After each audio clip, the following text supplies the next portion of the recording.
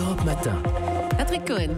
Pourquoi Philippe Vandel? Pourquoi peut-on insulter impunément ses meilleurs amis? Et oui, vous avez vu le scandale ce week-end chez Leroy Merlin. Dans un magasin de Valence, des intérimaires avaient été qualifiés de, j'ose pas le dire. Je vais le dire, de branleurs, de boulets, feignasses, de vicieux. Et pourtant, ça vous fait rigoler. Et pourtant, on a tous vu un de ses potes traiter les autres de tous les noms, escroc étant le plus sympathique, sans que cela ne pose aucun problème. C'est une antiphrase. C'est comme l'enfant que sa maman appelle voyou ou crapule. Il sourit. Personne ne prend ses mots au pied de la lettre.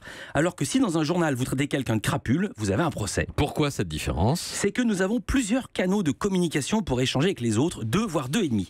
D'abord, la communication digitale ou verbale, elle suppose de parler la langue de l'interlocuteur. Mais elle passe après la communication analogique qui est un langage universel. Ce sont les gestes qui sont universels. Si un Turc, Patrick, vous raconte une blague en turc, vous n'allez pas rire, puisque vous ne comprenez rien. Mais si un Danois vous balance son verre à la figure, même sans parler un mot de danois... Je vais comprendre qu'il n'est pas content. Exactement. Les faits comptent plus que les mots. Or, entre les faits et les mots, il y a l'intonation. Voilà pourquoi on peut dire des horreurs à ses amis. Parce que l'intonation passe avant le vocabulaire. On peut tacler ses potes car il y a le sourire. C'est ce qu'on appelle dans les vestiaires chambrer. Demandez à Mathieu Noël, il a raconté votre retour à Europe 1 en copain.